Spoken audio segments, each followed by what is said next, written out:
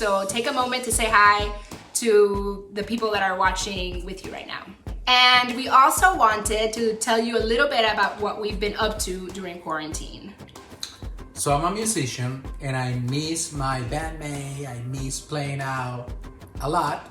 So I convinced this guy to do a very fun project.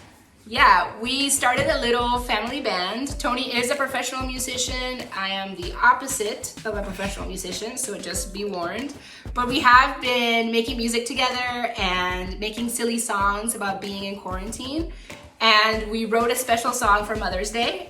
We want to wish all the moms out there a happy Mother's Day. And I just want to say that I see you, that I know how hard moms are working right now. In addition to being moms, we are teachers, we are barbers, we are janitors, we are cafeteria ladies, and IT consultants. We're doing so much. And I just really hope that you get a break today and that you get to do something that you love to do. So we wrote this song to cheer moms up and give them a little bit of hope, and we hope you like it. Bye. Bye. Bye. Thanks. Bye. 1, 2, 3, 4.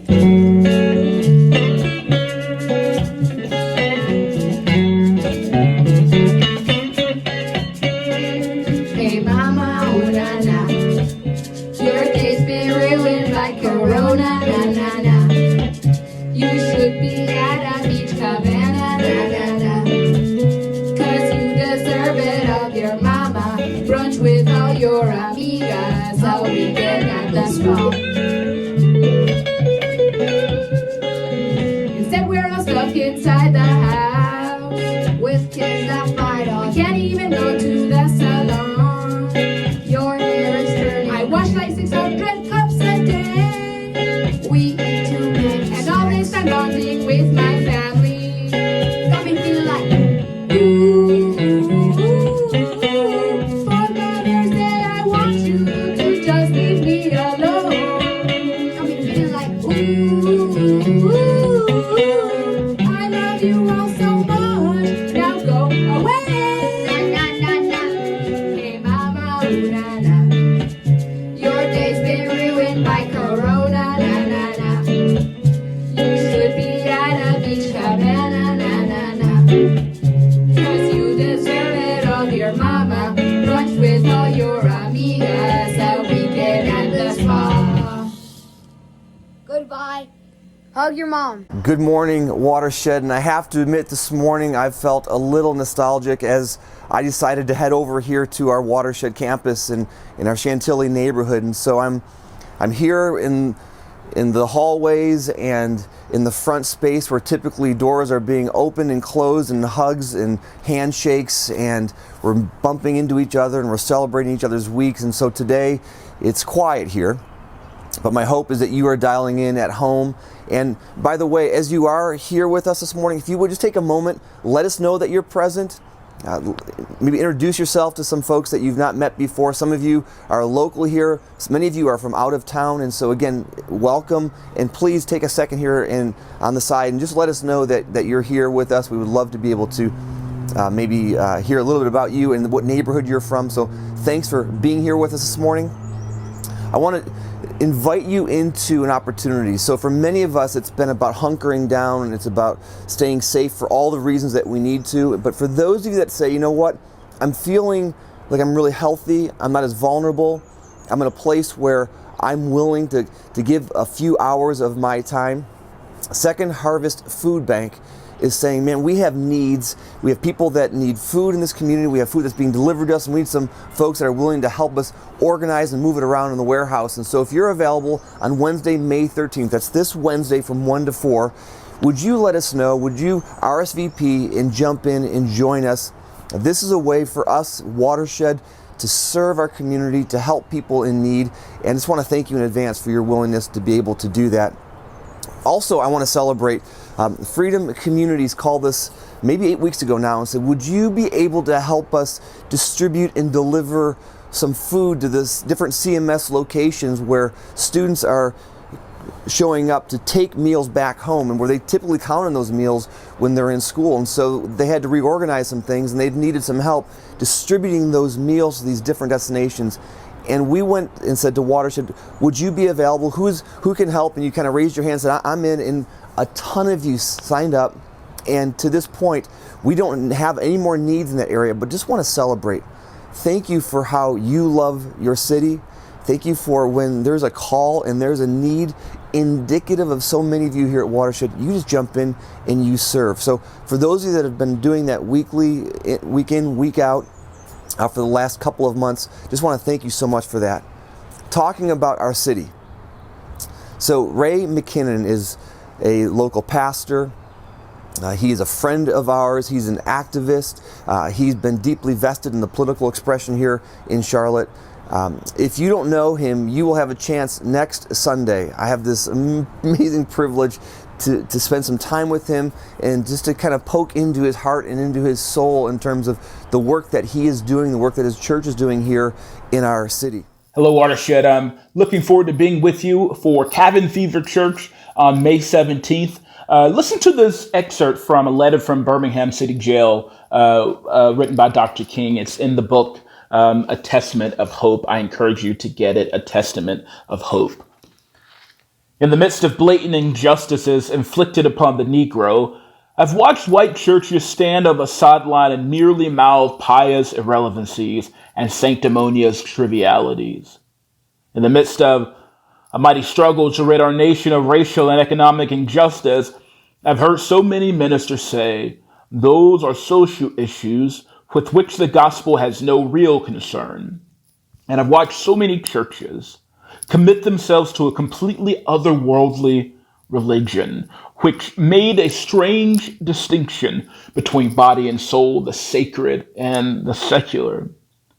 So here we are moving toward the exit of the 20th century with a religious community largely adjusted to the status quo, standing as a taillight behind other community agencies rather than a headlight leading men to higher levels of justice. Hear the good news. And so he will be one of the first folks that we actually have an opportunity to interview who is local to Charlotte during this entire Cabin Fever series. And so he's one of us. He's one of our neighbors. And so look forward to hearing from Ray next week. And so please don't forget to dial in on that. Also, if you have a student, middle schooler or high schooler, we have a couple things that are happening. We have a Netflix movie kind of show experience that I guess your kids dial in and they interact with each other. I know mine have done this and they've loved it. So it's Tuesday night and Thursday night at 8 o'clock. If you have any questions about the links, how to do it, how to sign up, the times, everything, you can go to watershed.charlotte.com and go to our student section of the website. All the links, all the times, everything is there. Monday night of this past week, we had this experience. It's the first time we've ever done this, called Shed 101, where the other co-pastor, Matt, and I, we got online with a bunch of you who said, listen, I'm relatively new. I'm intrigued with this community. Maybe you've met us through this Cabin Fever experience, through the online expression in the last couple of months. You've never been to a Sunday morning gathering, but you've showed up digitally, and that was the case for many of you in that space. You showed up and said, listen, I want to get to know other folks who are relatively new. I have some questions about who Watershed is. I would like to hear about who she is and the kind of the work she's doing here in Charlotte. And so we spent an hour just getting to know some new folks. They got to know who Watershed is. We even had somebody dial in from Winston-Salem who's talking about trying to commute here on Sundays when we gather again, so we'll see. But all that to say, we had a great time getting to know new faces, new people, hear your story. You got to hear Watershed story. We are doing this again in a few weeks on June 1st at 7 p.m. So it's important, again, that you RSVP, sign up, let us know that you're going to be there. We'll send you a link and would love to be able to see you here in a couple of weeks on June 1st at 7 p.m. And then lastly, just want to thank you from the bottom of our heart for those of you who continue to say, you know what, more than ever, we need Watershed. More than ever, the work we're doing is so important. And so thank you for your generosity. Thank you for giving. Thank you for stepping it up. For many of you who give regularly, you continue to sort of infuse with a one-time random gift into the mission and the work that we get to do here. And so, again, grateful. If you have any questions about what the giving is going towards or how to give, feel free to email me directly, scott@watershed.charlotte.com. If you're interested in maybe for the first time starting to give, you can go through our Watershed app, through our website. There's a link here that you can click on. Again, thank you for investing. Thank you for owning who we are. Thank you for not leaving each other alone. Thank you for connecting, for our blocks that still get together, small groups that still get together on Zoom, for those of you that are reaching out to us, for the encouraging thoughts and comments and prayers. We love you.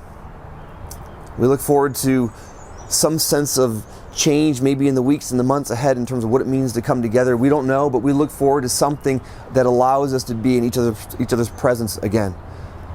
Thank you for the work you're doing. Thank you for the lives that you live. And thank you for being a part of our Watershed family. There's room enough. Oh, there's room enough. If everybody made a little space right by their side, oh, there'd be room. There's love enough. Oh, there's love enough.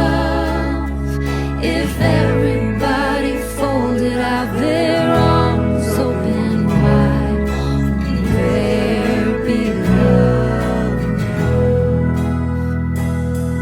I'm never gonna let you go. I'm never gonna let you go. I'm always right behind. I'm always right behind. I'm never gonna let you go. I'm never gonna let you go. I'm always right behind you. We'll meet again. We'll meet again. Together we can make it. Know that you're not forsaken. We'll meet again. And if I'm right behind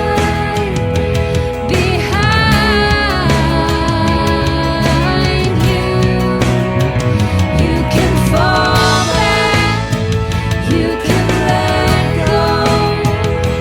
I'm right behind you. And if I'm right behind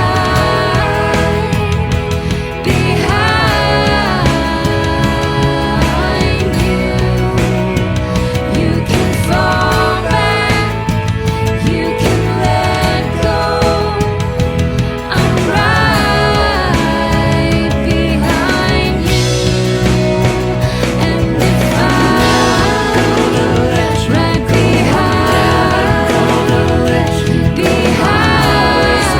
behind, I'm always right behind. You can fall back, you can let go. I'm right behind, always right behind you.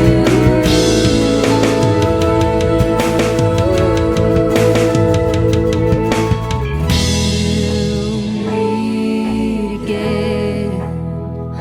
Oh, we'll meet again. Together we can make it. Know that you're not forsaken. Oh, we'll meet again.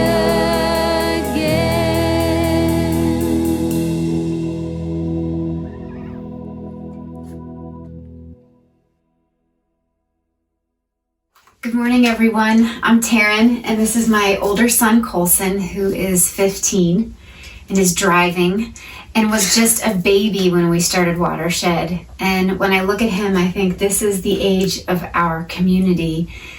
And where did the time go? It's blown by. And I know that when we had him, it caused me to see the world and God through fresh eyes, just as being part of this community has done. We want to share a song with you this morning about that the fresh eyes that children have to see the world and God. We lose a bit of that and get a bit jaded as we get older. And I know that Mother's Day is wrought with joy for so many, but also filled with pain for others. Those who've lost children, who've struggled with infertility, whose name never gets called when they're on the adoption waiting list. Maybe you have a strained relationship with your mother. Maybe you lost your mother. Whatever the case may be today, we want to invite you to be where you are and know that you are deeply loved. And Colson was willing to play his guitar this morning as I shared a passage from Glennon Doyle's new book, Untamed. When we visited the Louvre, we entered the Mona Lisa room and found a crowd of hundreds pushing, jostling, selfieing all around her. I stared from a distance, trying to appreciate her. I really didn't understand what all the fuss was about. I wondered if all the jostling people understood or if they were just acting like they did. A woman walked over and stood next to me. She said, "You know, there's a theory about her smile. Want to hear it?" "Yes, please," I said. Mona Lisa and her husband lost a baby. Sometime later, her husband commissioned this painting from Da Vinci to celebrate the birth of another baby. Mona Lisa sat for Leonardo to paint her, but she wouldn't smile during the sitting.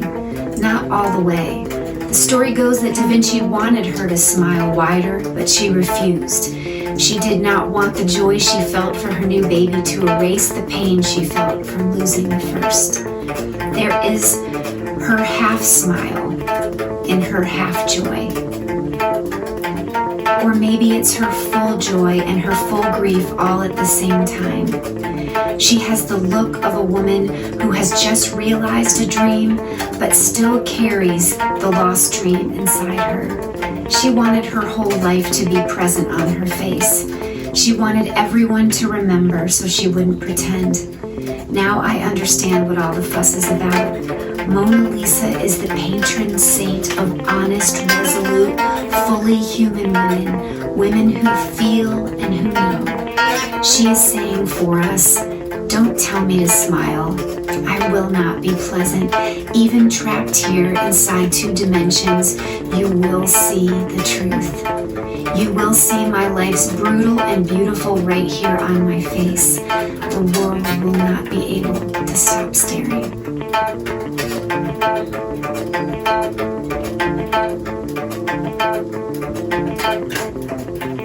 There, in her half smile, is her half joy.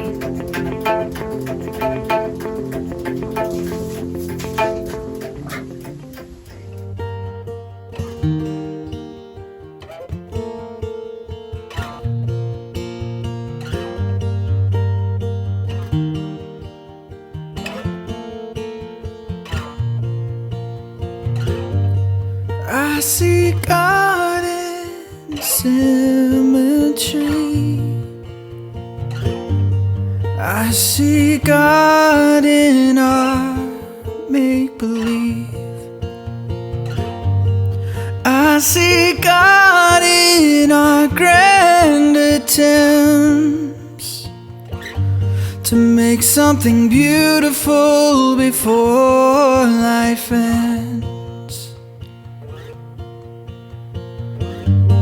I see God in our irony, in fragile heirlooms within children's reach. I see God in our damaged good, but you see God in ways I wish I could. You see God in ways that I wish I could. Without instruction, without obstruction, you believe.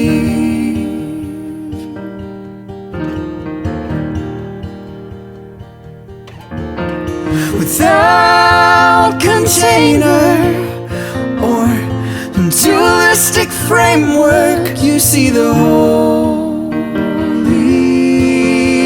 Ghost in broad daylight, and I see the reflection in your eyes.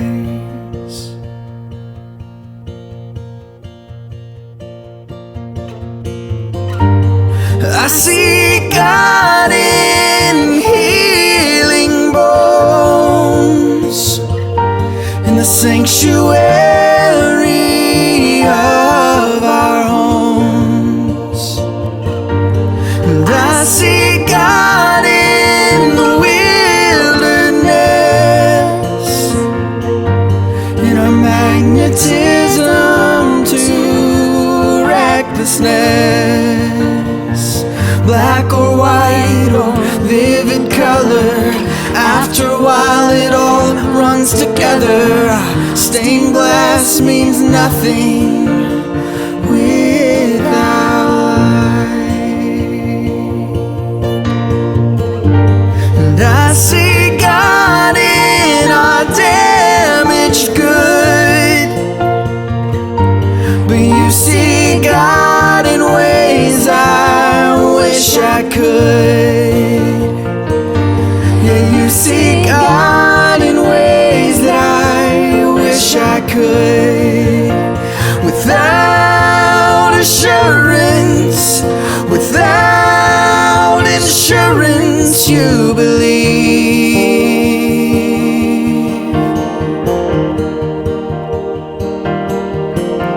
Without condition or the promise of heaven, you see the Holy Ghost in broad daylight. I see the reflection in your eyes. I see the reflection in your eyes.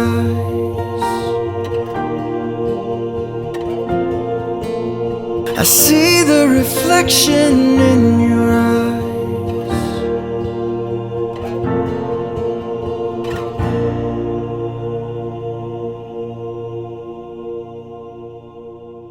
Good morning, everyone.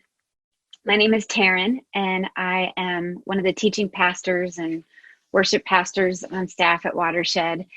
And I have the great honor of interviewing an author, writer, blogger, podcaster, fellow mom who I've been a huge fan of since the early 2000s when she first started her blog. I have just devoured her writing and just want to tell you a little bit more about Kristen Howerton. She's the mom of 4 kids who she had within 4 years via birth and adoption. Her blog is Rage Against the Minivan. She also has a book coming out in June by the same name. Her book and her blog throughout the years are about the frenetic and unrealistic expectations of modern motherhood, how she learned to opt out of the extra to learn to focus on what matters. It's about being an imperfect mom, learning to be okay with that. It's about adoption, infertility, faith, race, divorce, an earthquake, letting go of what it looks like to have it all together. She was and is a marriage and family therapist. She's a freelance writer. She's the founder of Pinterest You Are Drunk and a couple hilarious Instagram accounts, like When Children Dress Themselves. She's hilarious. She also has a podcast. She is the founder of it and the co-host that I listen to quite a bit. I would recommend, called Selfie. It's all about self-care. And if you need to do more of that, which probably most of us do, I think you would enjoy it. So I'm really excited about this conversation and honored that she would be our guest. So we are excited to welcome Kristen. Kristen, are you there? I am here. Hi, welcome. Hey guys. We have been so looking forward to having you. And honestly, we sat down when all of this shelter in place stuff was starting here in Charlotte, at least, and kind of made like the dream list of who are the people that we personally are reading and obsessed with and inspired by, and you were one of the first names that went on our list. And when you said yes thank to Mother's you. Day, it was like just, the icing on the cake. So we are Thanks. really honored. Yeah, I'm happy to be here. I love what you guys are doing. Oh, thank you. So you're there in California. Yes. Yep, I'm And in Orange County, California. we've already told people a little bit about what you do. Just let's hear you in a nutshell. Well, I am a mom of four, so I have 4 kids. 2 of them are adopted and 2 are biological. I am divorced, so I'm a single mom. I worked as a therapist for about 10 years. And then, as I started building our family, I was finding that overwhelming. And so I took some time off and then started writing a blog. And, initially the blog was really kind of for friends and family. And I didn't really think much of it back in the early aughts. It was like everybody was writing a blog. That was our social media before Facebook and Instagram. But after a while, I just, it kind of took off, and I noticed like, wow, maybe some more people than my mom are reading this. And I was always really interested in talking about adoption, but talking about adoption ethics and issues of race as they relate to adoption, as, many adoptions are transracial, and just what that means for white parents raising kids of color. I was always really interested in talking about social justice issues, but I also was interested in just talking about motherhood and identity and, what that looks like to have a real conversation around motherhood, one that isn't, with a, hazy colored filter, but just the reality of it, which, I love being a mom. I really do, but I have also found it to be the most challenging endeavor of my life. So just starting real conversations around that. I was used to writing just little, short little essays and rants as things popped into my head. But ultimately did, really want to write a book that encouraged moms to let themselves off the hook, not for everything, because it's important that, that we're bonding with our kids and that we're meeting them where they're at. But just letting ourselves off the hook in terms of trying to be supermom, trying to meet up to some kind of expectation that's been set through the media or through the church. And also letting our kids not be perfect, letting our kids be flawed human beings, letting ourselves be flawed human beings. So that was really the message that I wanted to impart that motivated me to finally actually write a book. Well, I feel like I've been reading and following your blog since the beginning. At least I remember right around that time. And I also started following the Momastery blog, the Glennon's blog at the time. And then the books started coming, and I remember thinking, when is Kristen's book coming? When is it happening? So June is when you're releasing Rage Against June the 9th. Minivan. June 9th is when it will release out into the world. Yes, but people can pre-order now. I've been so excited to read it and dig in. And for those of you that are joining us that have never read Rage Against the Minivan, her blog, or if you don't know about her podcast, Selfie, which I love so much, your writing is about so much more than just parenting. So for those of you who aren't parents, for those of you who aren't married or aren't even in the realm of thinking about kids, you talk about faith. On your podcast, what I love is that I feel like when I'm listening, it's like when I go to someone's house and I kind of sneak a peek in their like bathroom cabinet to know what their cosmetics are. I feel like I get to do that.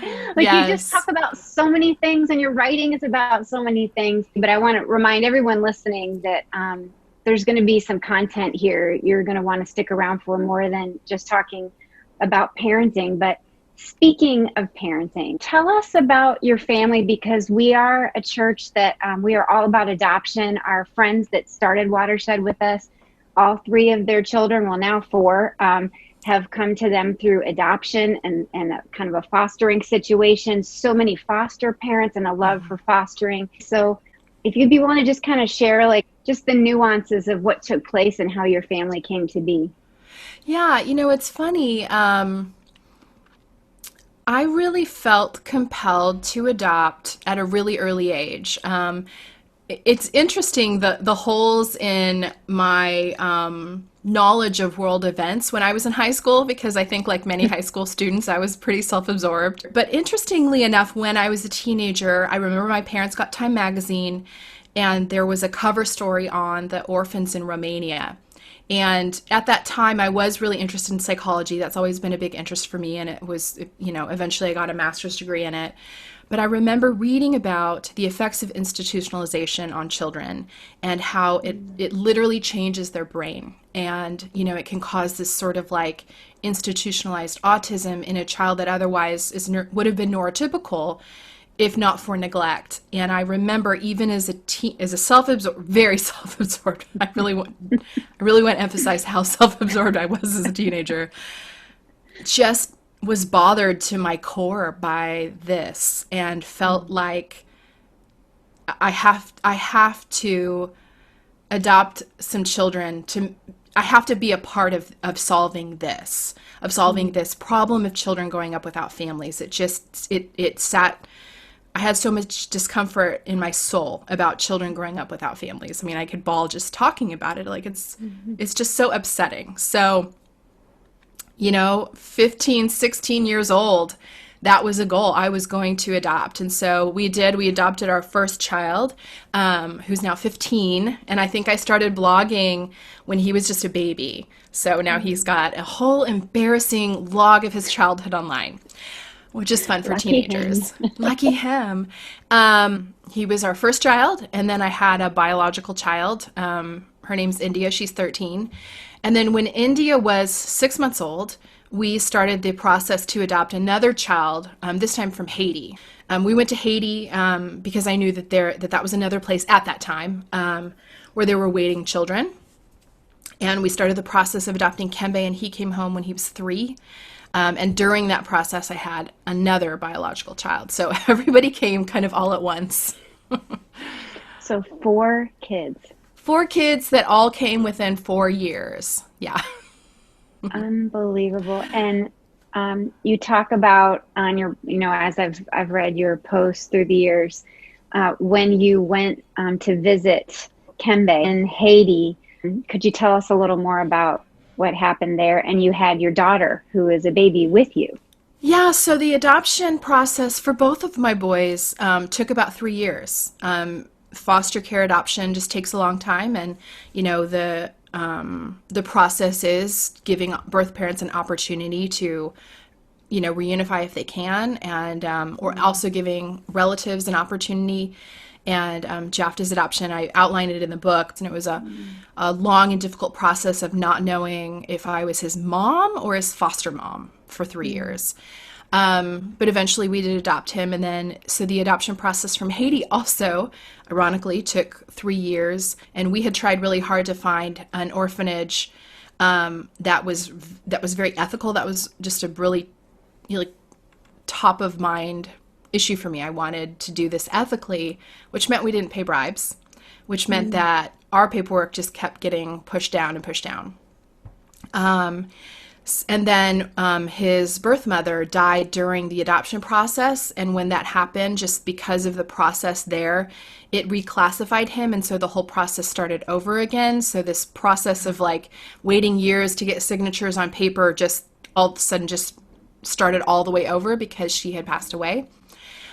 So we were visiting off and on through that 3 years. I really just felt like I wanted to know him. I wanted, it's one thing to bring home an infant. It's another to bring home a 3-year-old. And I just really wanted him to know us. So on one of those trips, the last trip that I took my daughter, Karis. I took her with me because she was 10 months old at the time. And we were still nursing. And so I thought, it'll be fine. I'll carry her on my lap and take her down there with me. And during that trip, the big earthquake happened. So we were there during the earthquake. Kembe and Karis and I were all together during the earthquake and survived that. And then I had to come home without him, and because his adoption was not done. So I had to leave him, but I had to come back to the States and really advocate for kids like him who were really almost adopted, kind of they were just waiting for visas at that point, and just say, hey, let's get these kids with these already approved families, like these adoptions are done, let's get them visas, so that all of the kids that were just orphaned in the earthquake can have, their bed or their place or that care. So unimaginable. Yeah. And what has the aftermath of that experience been like for you? Kembe ended up being able to come home about 2 weeks later. And suddenly I was a mom of 2 3-year-olds, a 4-year-old, and an infant. And I don't think that I really had the time to process the trauma because, there were mouths to feed and diapers to change. And, it was a lot of chaos in the house. And so I think I sort of just swallowed everything down and marched forward. And then that kind of PTSD caught up with me a couple years later. So then I had to do some EMDR and some therapy and just, get over the trauma of that whole experience. I mean, we were in survival mode. We really were, and, as Kembe came home at 3, there was a lot of transition that needed to happen and a lot of bonding and care and attention, more than maybe one would expect with a child who had not been living in an orphanage. Those in our community who have adopted both domestically and internationally, not one adoption or fostering situation has gone according to plan. That is the truth. And I still tell people it's worth it, and I still am so grateful that I went through the process. I think those are, those sticky situations where there is some unknown, those are really the kids that are the most vulnerable, because people don't want to adopt a child from foster care because they don't want to get into a situation where maybe a child is reunified. But those are the kids that need help the most. Those are the kids that need someone who's going to say, you know what, I will love you and I will treat you like my own child until you either go back with your birth family or you live here forever. Like that is probably, to me, the biggest need right now for kids, is people willing to kind of live in that ambiguity. But that ambiguity, I'm here to tell you, is very difficult. It is no joke. Absolutely. The whole coming around fostering families and encouraging folks. A friend of mine was just sitting down with me around Christmas. We were preparing for this foster family Christmas party that we had hosted at Watershed. And she was telling me how many children are in our Charlotte foster care system because they are LGBTQIA. Yeah. And many parents, it's not a situation because of money. It's not a situation because of health. It's, I don't accept you to the extent I will no longer allow you to be my child. And it just hit me, like, with the crowd that we have, the community that we have, how many people could come around these children, because there is no judgment there in our community for that, but just love. And it's just very moving in regards to what culture is and social media and the face that we put on, showing the best moments of our children doing the best things. I know there's so many parents, from the littles to the teens, and those thinking about someday having children in their home. Tell me more about just facing that culture and what it's like to kind of swim upstream of releasing yourself from that. Yeah, I mean, I feel like when I became a mom, it was just, we were just turning the corner where Pinterest was becoming a big thing and Instagram was becoming a big thing. And, I just felt like there was this trend of just this portrayal of motherhood in linen, and in hazy sunset photos and, bright beach days. And I mean, surely we've all had those moments, but it was just starting to feel performative, and I was buying into it myself too. I mean, I am certainly guilty as charged of, presenting a picture that's rosier than it is. I was just starting to feel some responsibility around, being a blogger, being a person people were looking to, and just feeling like I just want to make sure that I'm being honest, like that I'm presenting like the whole story and the real story. And so, I just started talking about some of the harder parts. I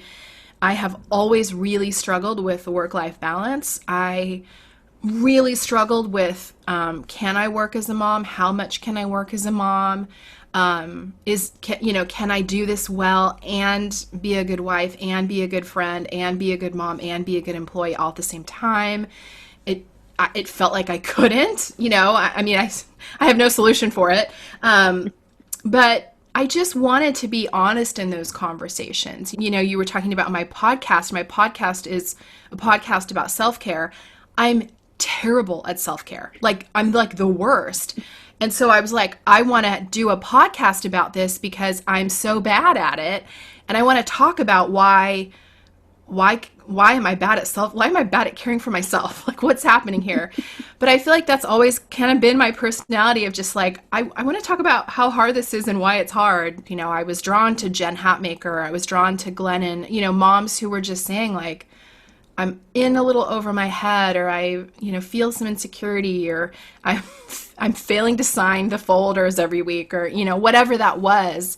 That was appealing to me, just because I think, there's something in hearing your own story from someone else and feeling less alone in overwhelm. You have done that many times for me and so many of my friends, where we've shared that with each other, and some of the names that you just named. And specifically, one of those times that I can imagine was brutal and bittersweet, but so moving, was your post. Was it 2017 when you talked about your State of the Union post? But would you tell, if you're willing to, just a little more about that and what that was like, putting that out there?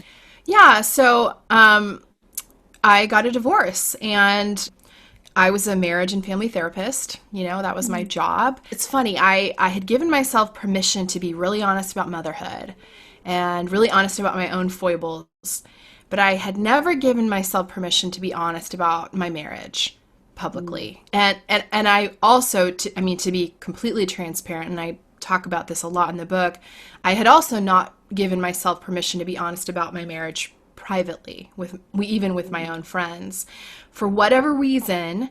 And there are reasons for sure, and a lot of it was from both my upbringing, my parents, and my church. I just felt like I had to make marriage work.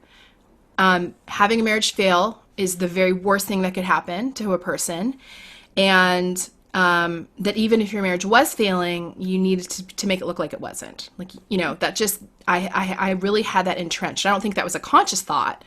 But I was tap dancing, to keep appearances up. And my marriage was really failing. And, around 2015, I really knew that it was beyond repair. It was mutual, and so we began the process of divorcing, but I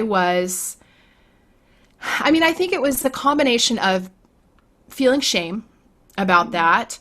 It was a combination of wanting some privacy for my kids and not really, I didn't want to go out to the world and kind of share everything that was going on. Because I knew it would end up on gossip sites, and it did, it did.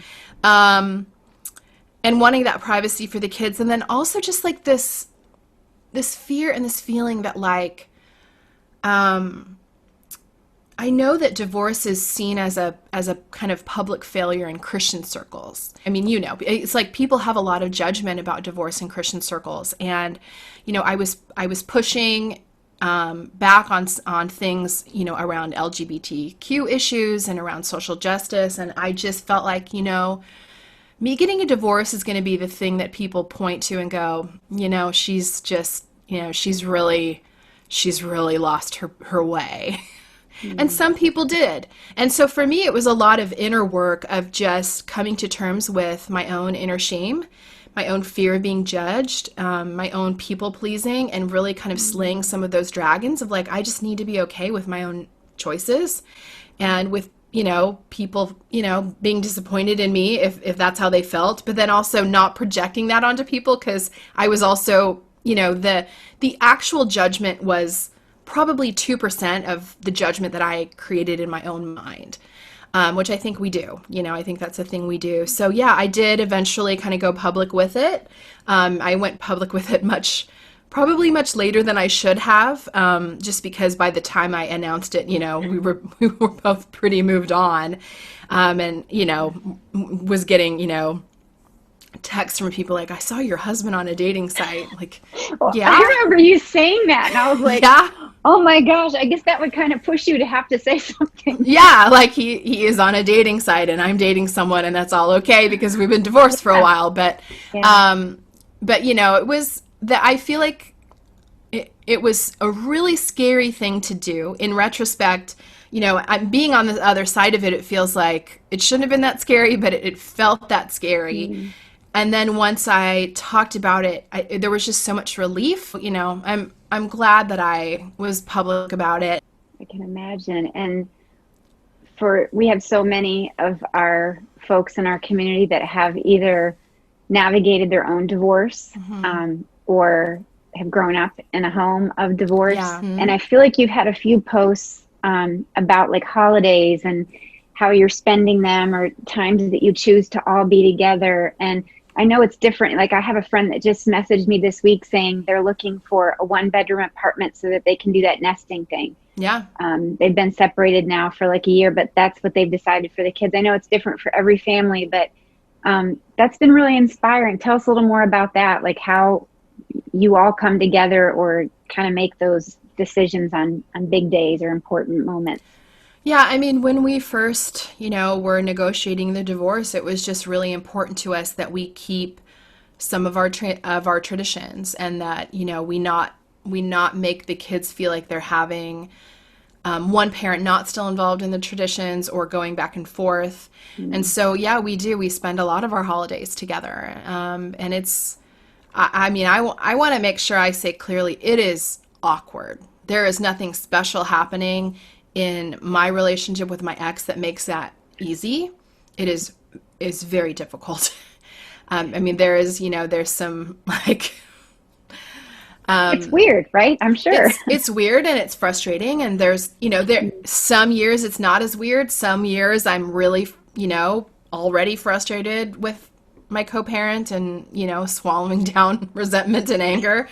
But we do it, we do it for the kids. And so, yeah, we spend Christmas together. We sort of set traditions. And one of the ways that it works for us, I will say, is that we try to do things, where we are like participants in another thing, if that makes sense. So, for example, for Thanksgiving, we go out to eat. I don't want to cook for my ex, and I don't want to cook with my ex, and I don't want to meal plan with my ex. And so we go out to eat, and it's a big buffet, and everybody gets what they want, and we have mimosas, and we get through it. My advice to anyone trying to figure out how to do that would be like, find things to go to, find something that has a little structure, so that you're not, having to make big plans with each other. But yeah, we do try to do that. We, we have even vacationed with each other. But yeah, it's difficult. It's a whole other level. Yeah. And that has worked out sometimes and it has not worked out sometimes. So. But that's refreshing to hear, because I think single parenting is probably one of the hardest jobs on the planet. Yeah. And I so appreciate and love not only my friends who've done it, but my parents have both done it. Mm-hmm. And just to see, you navigate that has been very inspiring. I think it's the modern family that people need to understand the reality of. Yeah. So for you, with all of this, with your marriage disintegrating, because you guys met at Christian college, I think you mentioned. Yes. I too, I did not leave Florida or tropical places. I left New England, but I too went to Christian college in Ohio. Mm-hmm. So when I read your story, I was like, I feel it all, and I was ready to get out of there when it was over. Would you say, as your belief shifted and your marriage disintegrated, that you kind of started to feel yourself pulling away from church or faith as you knew it? Was it all entwined or separate? Tell us kind of, with as far as your faith goes, what has the church meant and been to you in the midst of this, or not been? Yeah. Well, yeah, I grew up, I was a pastor's kid, grew up in a church, grew up in a very conservative church. I mean, I was raised that way, and then I had quite a bit of rebellion in high school. And then I went to college, I went to Bible college thinking that that would be how I redeemed myself. You know, I felt wayward, and I felt like I was really, I felt like I was really a mess over over things that, I mean, I kind of laugh at now because I drank, you know, because my parents did not drink at all, ever. That was a big, big sin for us. And went to Bible college just really feeling like I needed some external redemption, you know, and I think, I don't know that I cognitively thought this, but I think there was something in me that felt like if I marry a pastor, then the shame that I feel about myself and about my past, which wasn't even that scandalous of a past, but, you know, I had had sex before marriage, and that I felt like I was that chewed up piece of chewing gum that the youth pastor told me I was. That is what I felt of myself. And so when I went to college, I thought, well, first of all, I'll be lucky if I can find a guy who'll take me. I really felt that. And I disclosed my lack of virginity on my first date with every guy that I went out with, because I felt you kind of had a thing with honesty all along. Yeah, well, but I felt that that was a liability. I really felt like, you know, I don't want to waste our time here. And so if you can't accept this, and there were guys that couldn't at that college. I mean, this was such a conservative school. So, you know, I met my husband for literally first day of college, you know, at 18, and, you know, was just so excited to marry a guy that I thought would just, you know, we would be in ministry together, and the optics would save me, you know, that this would be my redemption. And I did not understand that this, you know, was an inside job. We went into ministry together. We moved to California, and just went right into ministry. So we were two broken people, very young, going right into ministry. And, you know, there were issues that my husband had that became clear to me within the first couple years of our marriage that I completely hid, that I didn't speak of, that were incompatible with the church, that I, you know, again, more shame, more of me protecting and not wanting to be honest about where my marriage was at. And so it was interesting. We were in ministry. You know, he worked at the church for about 15 years. And then ultimately he stepped away from working at a church, and no longer being on staff at a church and in leadership of a church was just a weird kind of record scratch for us. And then we eventually left the church altogether. And we really ultimately left the church because I was moving towards an LGBT affirming stance, you know, and I was uncomfortable. There had been a friend of mine had been fired from the church for coming out, and I was just like, I just can't do this. And it was interesting, you know, when you grow up with the scaffolding of religion and spirituality as your moral compass, which I think is part and parcel of your moral compass. But I think for some people, that moral compass actually hasn't been internalized. And so you're really just following the external rules of your church. And I think when we left the church, I would say that my ex had a struggle with finding a moral compass outside of that. And it was, you know, it's a struggle for me too. I mean, it's just how, you know, like, where does everything land? Does this whole thing dismantle? You know, if I decide that I don't think that every single aspect of the Bible is culturally, you know, a prescriptive, you know, when you start to dismantle some of that, I think there can be a temptation, especially for those of us raised really conservatively, to say, if I don't believe this thing of it, then I don't believe any of it. Because my parents literally told me that. You have to take all of this, or you can't, you know, then none of it's true. And my husband was raised in the same denomination I was. And I just think we both really struggled with how to deconstruct and then reconstruct a faith. And And the way that we did that was very different. And, I feel, and where I've kind of landed, is that I still absolutely consider myself to be a Christian, consider my faith to be a big part of my life, and consider, Jesus to be the model of love and compassion and social justice that I want to emulate. Like that's where I have landed. But I have also landed in a place where I think, and what's fascinating about it is I actually think I have a better understanding of Scripture and of Jesus' actual teachings now than I ever did before. And where I've landed is, if I'm looking at the Bible as a whole, I think I'm really being called to social justice and love. Like that's it. That's what I'm being called to. You're speaking our language, and I feel like a good portion of the people that call Watershed their church or their spiritual community, we inherited really because of they had a theological crisis or disagreement with either where they were involved before or what they were raised with. And not that we have it figured out at all, but we, I joke a lot with some of our staff. Like I kind of feel like we're the Ellis Island of faith communities, at least here in a city in the South. Yeah. Where it's like, okay, come on, bring it, bring, whatever you got going on, we'll welcome you here. It's okay. Maybe not the person that won't accept other people, but at least the people that have said, hey, I don't think I can believe that way. That doesn't feel like Jesus. Yeah. And so as far as social justice goes, I'm so glad you mentioned that. I saw your post, but it was a post, I think it was just on April 30th, about people in California going to the beach and protesting about the shutdown.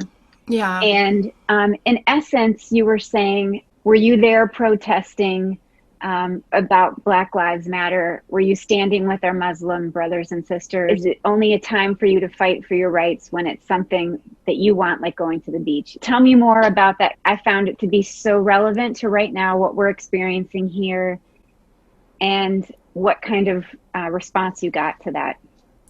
Well, I think what really triggered that was, and I have conservative Christians that I'm still in relationship with, and seeing some of them use the language civil disobedience and oppression in regards to our beaches being closed here in Orange County.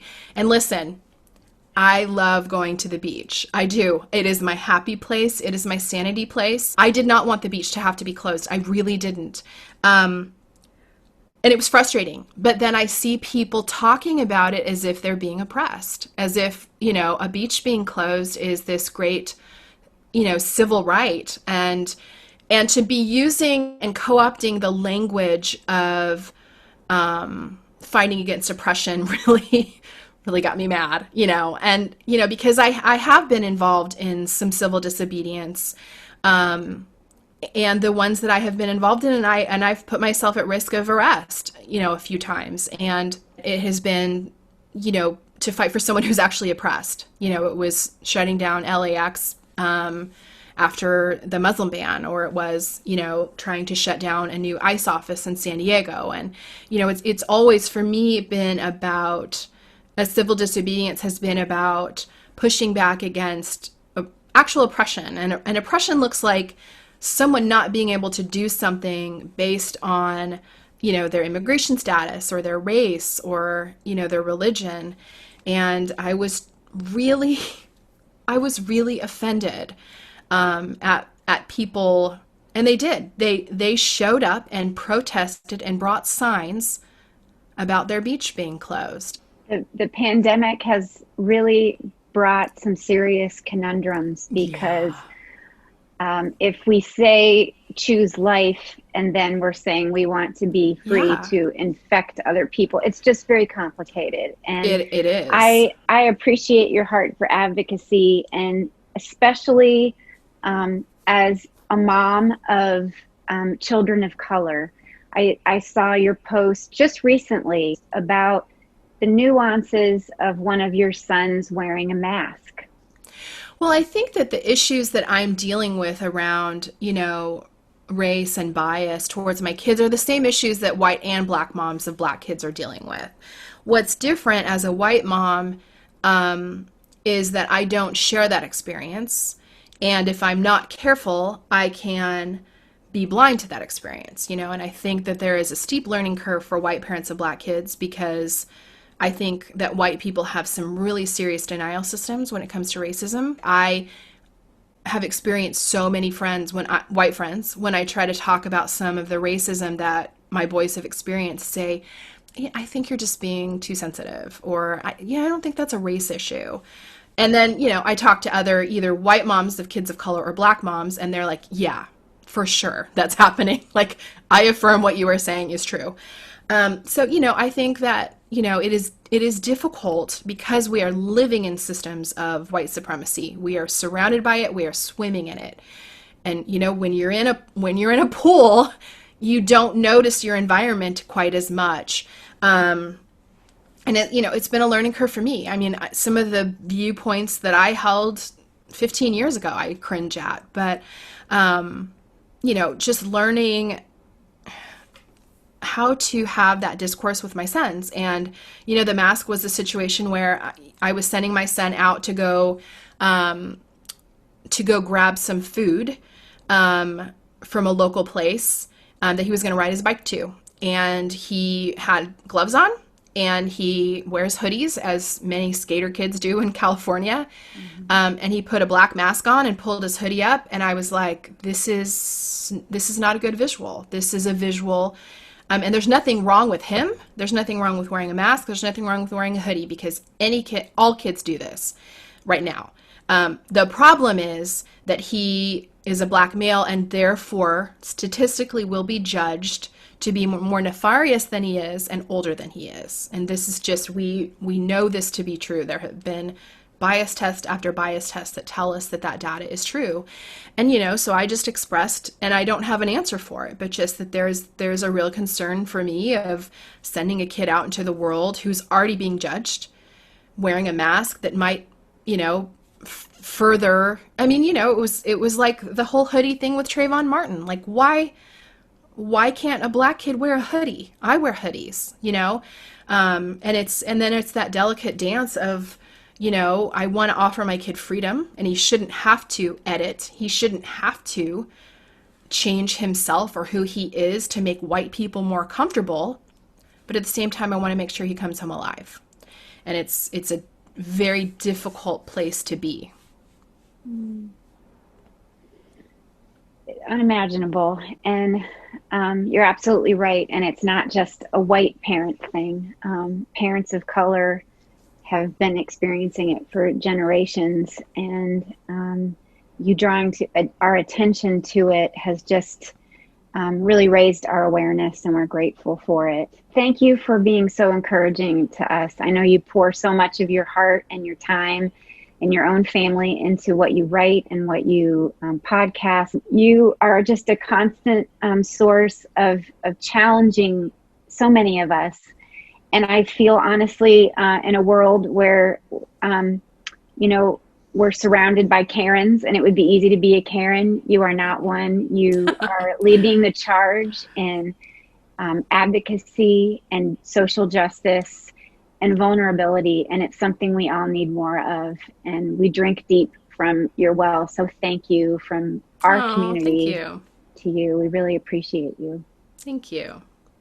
We are just really grateful for your time and your heart. So thank you for sharing yourself with us this morning. Thanks for having me.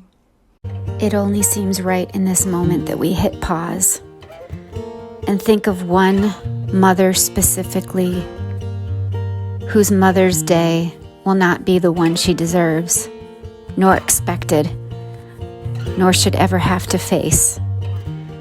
It is this Mother's Day that we think of Wanda Cooper.